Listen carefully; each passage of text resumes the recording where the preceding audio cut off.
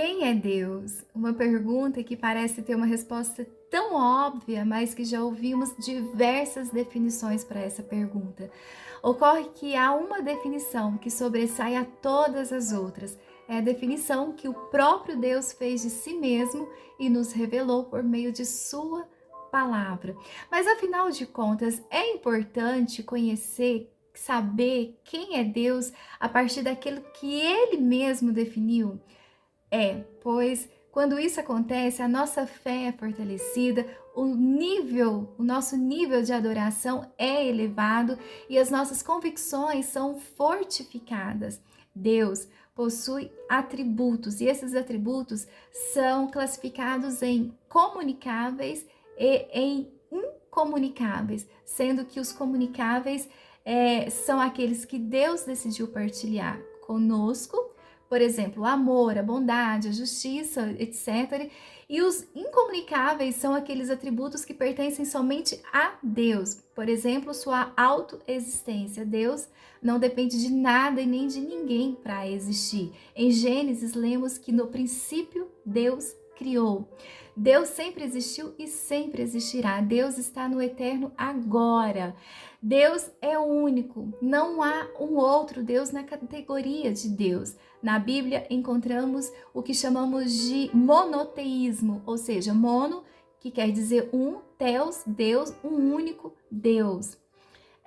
Em Deuteronômio 32, verso 39, lemos: Eu sou, eu somente, e mais nenhum Deus além de mim. Deuteronômio 4:35 lemos: A ti foi mostrado para que soubesses que o Senhor é Deus, nenhum outro há senão Ele. E Deus é Trindade, ou seja, a essência, uma essência divina em três caráteres: Pai, Filho e Espírito. Deus é Espírito. Não há como definir Deus. E por isso a Bíblia considera a idolatria uma abominação. É como se fosse uma tentativa de reduzir o que é infinito no que é finito. Ou seja, o que é material, o que é imaterial, Deus, que é espírito, né? Não é material, no que é material.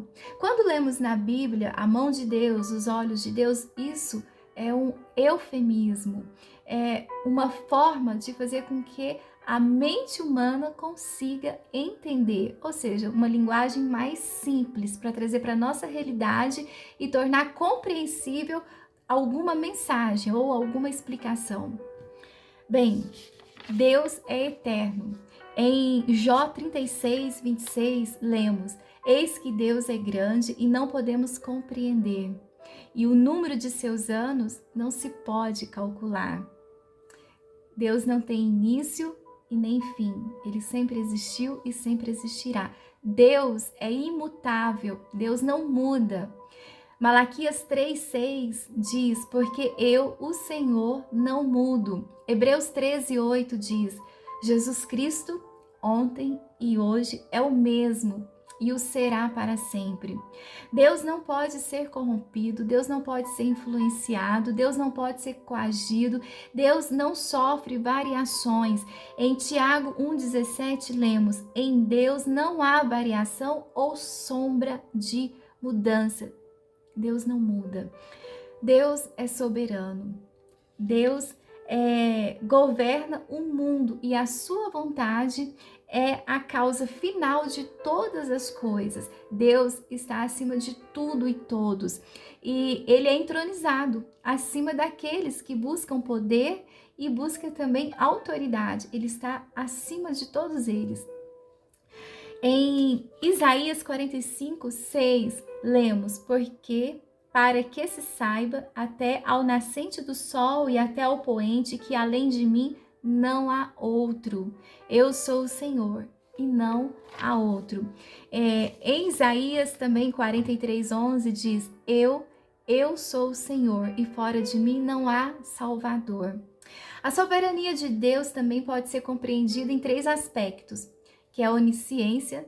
Deus sabe de tudo, sobre tudo e todos. A onipotência, Deus é poderoso, e a onipresença, Deus se acha em todo lugar.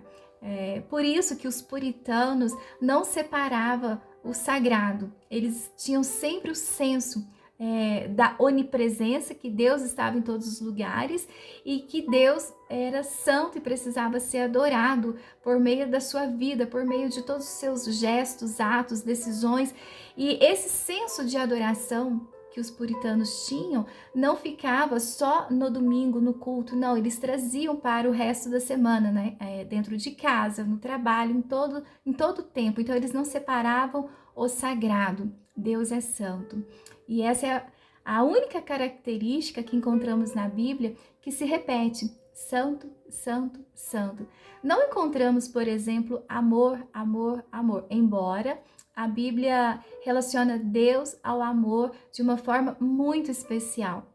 Mas santo é a única palavra que se repete. A primeira vez, quando lemos santo, é uma definição, Deus é santo.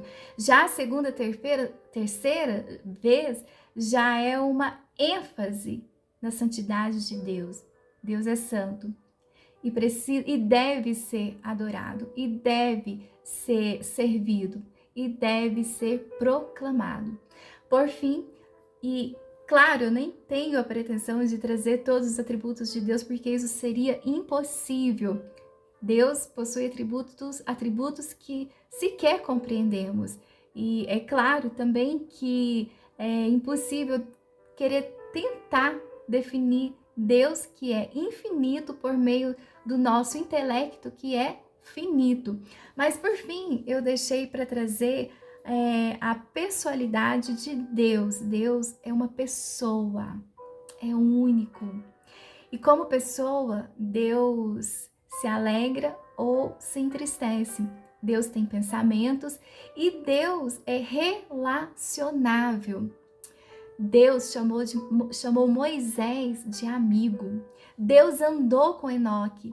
No hebraico original, quer dizer lado a lado. Deus andou lado a lado com Enoque. Isso é precioso demais. Deus, sendo quem é, Ele permite que tenhamos um relacionamento com Ele, que tenhamos comunhão com Ele, que tenhamos intimidade com Ele. Por isso, é tão importante conhecer, saber quem é Deus a partir daquilo que Ele próprio definiu ser. E quando isso acontece, a nossa fé é fortalecida, o nosso nível de adoração é elevado e as nossas convicções são fortificadas.